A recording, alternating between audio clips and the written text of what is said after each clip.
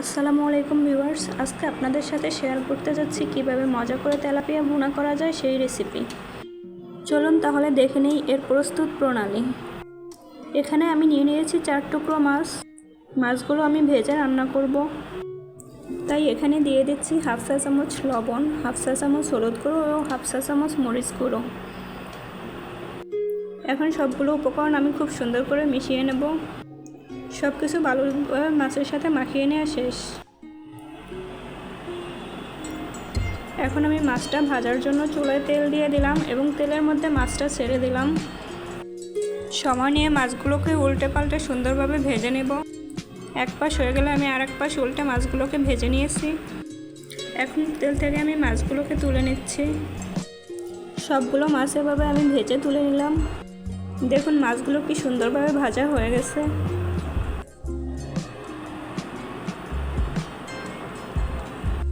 এই পর্যায়ে আমি অন্য একটি পাত্র নিয়ে পাত্রে তেল দিয়ে দিলাম। তেলগুলো গরম হওয়া পর্যন্ত অপেক্ষা করব। তেলগুলো গরম হলে তাতে দিয়ে দিচ্ছি পেঁয়াজ কুচি, কাঁচামরিচ কুচি।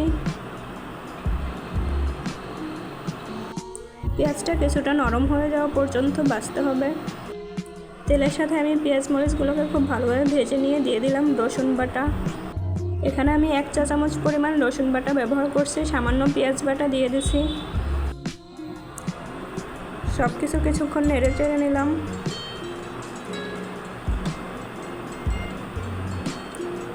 এই তো আমার সব একসাথে মেশানো হয়ে গেছে। এই পর্যায়ে দিয়ে দিলাম সামান্য পানি।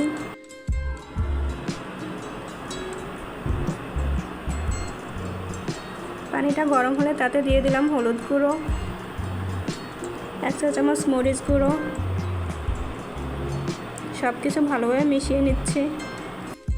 এভাবে বেশ ভালোভাবে কিছুক্ষণ মশলাটাকে কষিয়ে নিব। এই তো আমার কষানো হয়ে যাচ্ছে প্রায়। এখন দিয়ে দিলাম মাছগুলো। আমি একটা একটা করে মাছ দিয়ে দিচ্ছি খুব সুন্দরভাবে।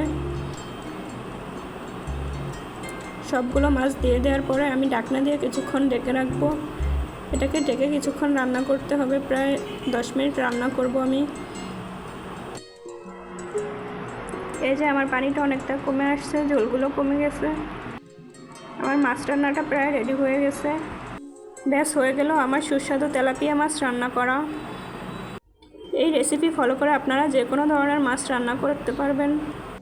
আমার রেসিপিটা ভালো লাগলে চ্যানেলটাকে সাবস্ক্রাইব করে আমাদের পাশেই থাকবেন।